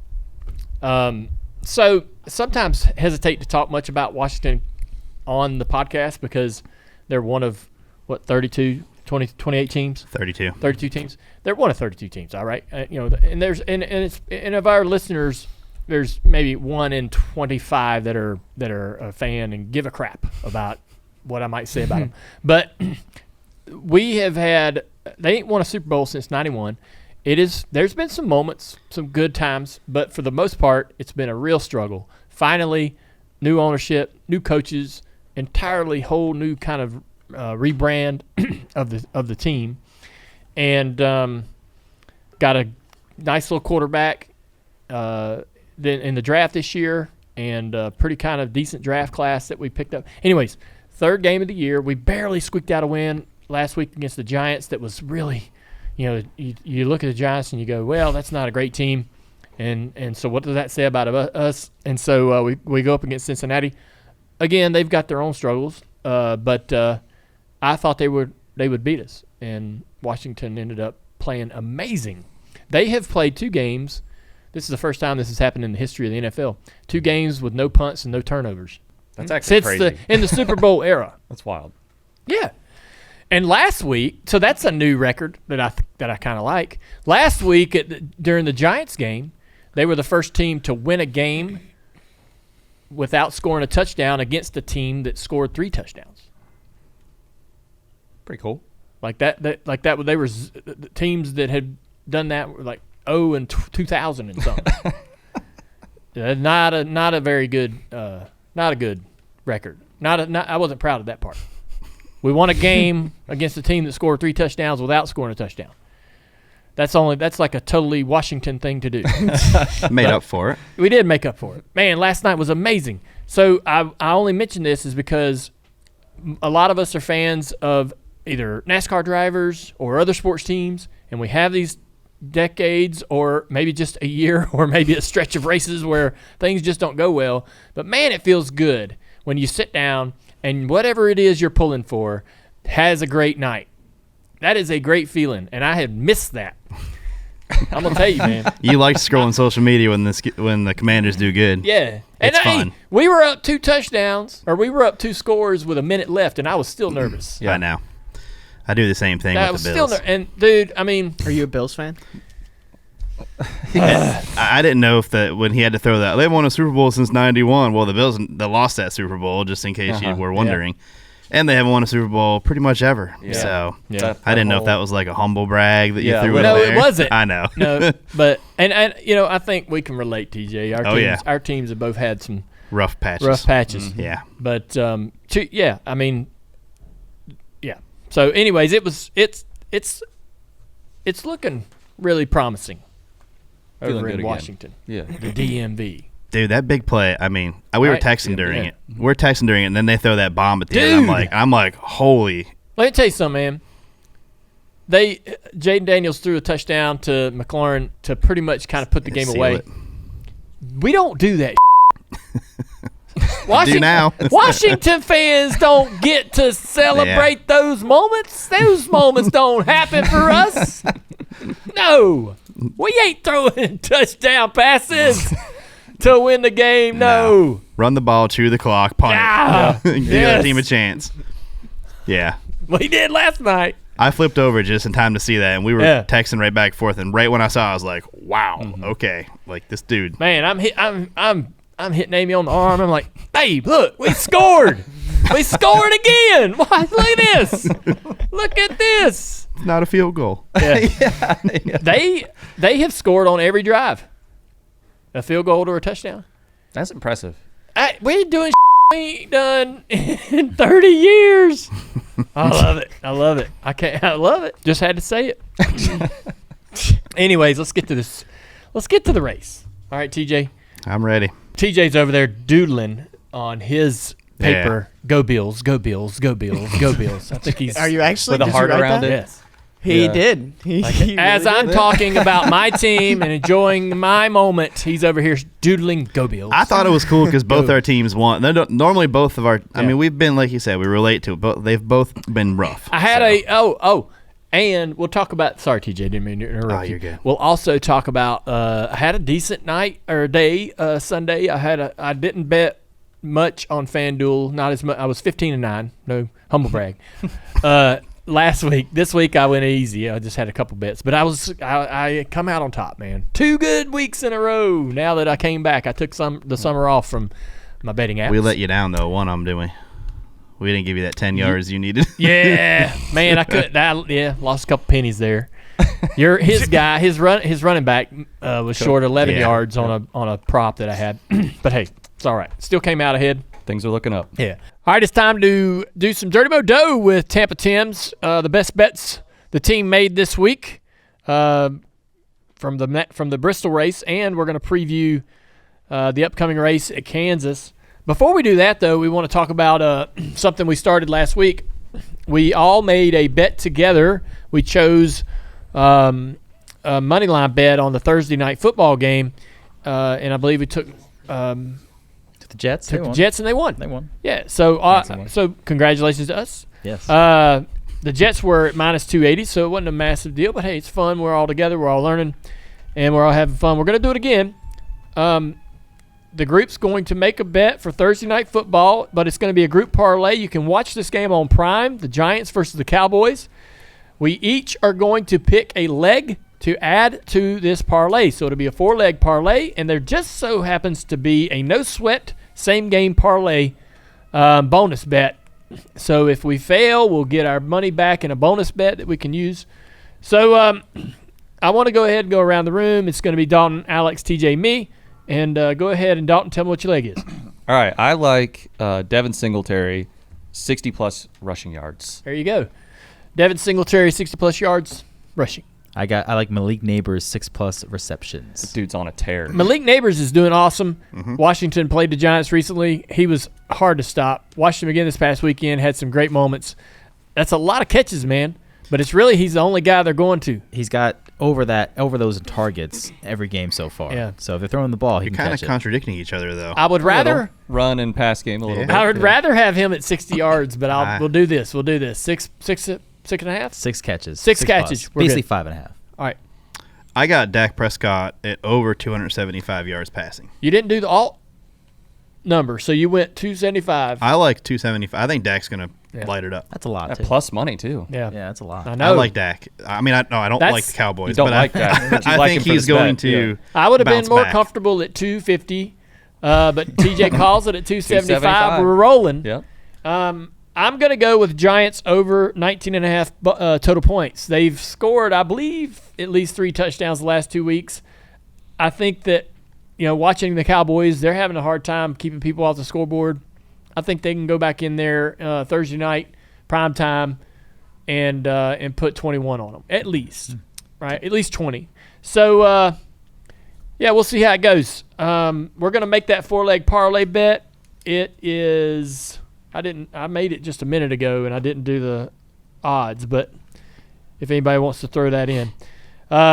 We'll see how that goes. We'll you want to put that – are you going to put that up on – Yeah, I'll tweet out on your tweet? the slip, and we'll have the odds up there, and I'll find Awesome. it and do it after the show. on your own handle? Yes, and Dirty Mo will retweet. We'll retweet Dirty it. Mo retreat. Yeah. All right, check it out there. So I had a good day Sunday. I mentioned last week I was 15-9 on my bets for the NFL.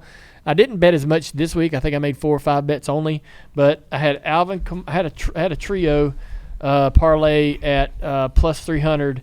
Kamara with 25 yards passing, Brock Bowers 40 yards passing, David Montgomery 50 yards passing, and won that. So I was pumped about Hey, that. there you go. Yeah, had a good little run here the last 2 weeks. There you go. NASCAR.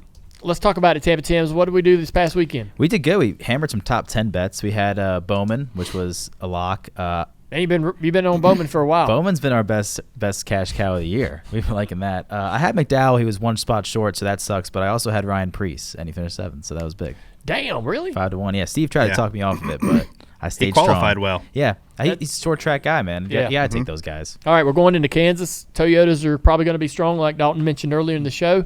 Who's your winner? I don't have a winner winner yet, but my best bet right now is Denny Hamlin top 5. He's got 15 top 10s there, 14 of them in top 5s. You'll get better odds with those. Yeah. I imagine, if I was going to pick a winner, I would say, let's go here. Where am I? I threw my Tyler Reddick. But, even though I think he's got a real shot at it driving a Toyota, the 2311's had a really good run at Kansas here lately. Over the last several races, I doubt the odds are favorable for that anyways. I think the opening odds, he's like the third favorite at like 750. Yeah. So, yeah, it's between him, Hamlin, and Larson. It's just how can you pick between any one of those three, and they're all pretty much the same. So. All right, man. So that's Outlook, and there's more information coming when Dirty Modo releases on Thursday. Steve Letarte and the whole gang will help preview their best bets. They'll talk a little NFL too, I'm sure. Maybe you'll see if Steve will jump on this parlay with us, this 4-leg parlay. But I'm sure he will. Yeah, I don't know. He might see some of our choices and steer the other direction. But Dirty Modo every Thursday on Dirty Mo Media. Thank you, Tampa Tims. Thank you. All right, it's time for the white flag, dropping after the race every week. And again, this past Saturday night, the teardown with Jeff Gluck and Jordan Bianchi. Those two guys said so many nice things about me on that show. I listened on my way to take Isla to school Monday, and I texted them immediately after that, thanking them. I was really appreciative. Yesterday, Actions Detrimental with Denny Hamlin dropped. Let's listen to his reaction about Bristol and what they should do going forward to help the short track racing package. Door bumper clear, TJ. You were on that show. I was. What did you guys talk about? Everything? Yeah, how good the race was. A lot of things like that. All right. Dropping tomorrow, Speed Street with Connor Daly and Chase Holden. And then our David Hoots interview for the Ally guest segment of the Dale Jr. Download drops tomorrow as well. Thursday, DJD Reloaded with Ask Jr. and more. And then Dirty Modo, as we mentioned, will come out Thursday. A new episode of Andrew Curlin Went There with country music star Justin Moore is out now on the Next Level with Andrew Curlin YouTube page. Justin and his drummer Tucker Wilson have my dad's face on their drum plate at every live show. We're going to learn all about that and more with Justin Moore on Andrew Curlin Went There on the Next Level with Andrew Curlin YouTube page. Dalton has this week's social media standout. I do, yeah. So I was casually scrolling TikTok, and I saw this guy who posted an entire breakdown video of your playlist that you posted. Yes. Shuffle It. A breakdown video. Yeah, I mean, he went through and found, like, the deep dives, and he was like, Dale's got Alien Ant Farm on there, but it's only one song, and it's not this song, it's this other song that no one's ever heard of before, right? And so there were so many people in the comments who were like, I can't believe he's got Chunk, No Captain Chunk on there, and Free Throw, and like people were amazed at all the different bands that you had on there. Yeah. So just want to let you know you've hit a chord with, I need you to send me that video. I will. And you've hit a chord with the music industry for sure. I have this playlist that I've shared 3 or 4 or 5 times on Twitter from my Spotify account, and this playlist is something I've been working on for about 6 years, and I just keep adding songs, and I try to kind of stay in the same vein. It's some old alternative. There is a couple of hidden rare weird gems in there that have no relation to the kind of theme, but there's a Bob Skaggs song on there that I just leave on there for fun. But anyways, and then there's some more modern pop punk stuff that I've been listening to that reminds me a lot of the alternative music I loved in the 90s. So yeah, it's fun. I think a lot of that is unexpected. It's funny to see people surprised by the taste of music, because it's not surprising to me. Right. I think it's not quite normal, but they're like, oh, I never thought Dale would listen to that. So yeah, send me that video. I'd like to watch it. Yeah. We got the question of the week from Ryan Blaney. When am I going to get invited over for beers again soon? What? It's been a while. Put him on the spot. He said he's going to be listening this week, too, so. Well, I hope he is. He used to be my neighbor, and then he moved, and now he lives over in Concord next to Jeff Burton. I took a little bit of offense to that. Love Jeff Burton. Think he's a great guy, but I kind of feel like I got traded out. I really do. And so, I don't know. Is he having beers with Jeff Burton? Yeah, have beers with Jeff. Yeah. Jeez. Yeah. Is Jeff inviting him over for beers? I think he wants the invite from you. Yeah. Well, a lot. I would no. I'm saying, is he? I don't know. He's getting married now. I know that he doesn't have time for beers, so I'm not sending him invites when he can't come. And so yeah. But if he, we do need to figure out. He texted me after he texted me yesterday or the day before. He's like, "Dang man, I saw all y'all having fun on pit road with social media posts." He's like, "I would have loved to have been out there. That'd been awesome." And he's that kind of guy. Oh yeah.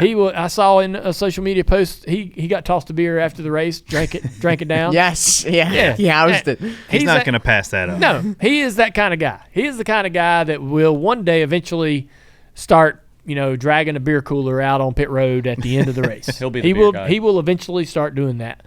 And anyhow, he is a lot of fun to hang out with. I'll say that. And well, we got a reason to have a beer with him now, though, with his dad. yeah, that's right. Congratulations to Dave Blaney.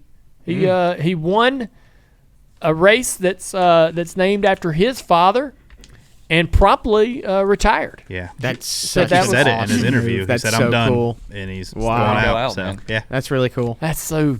Oh, it is cool, sad at the same time. I know. Yeah. No, You I know. hate it. You hate you. But like, what I better know. way to go Yeah. out? Yeah. That's I it. agree. But damn, how hard that's got to be Yeah. to say I'm done. Yeah.